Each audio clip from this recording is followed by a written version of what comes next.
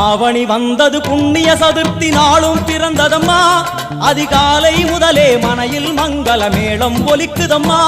கஜமுகனின் வரவை காண குடும்பம் வாசலில் கூடுதம்மா மா கோலம் இட்டொரு மனை மேல் வந்தான் ஆரத்தியாகுதம்மா கணபதி ராஜா வந்தா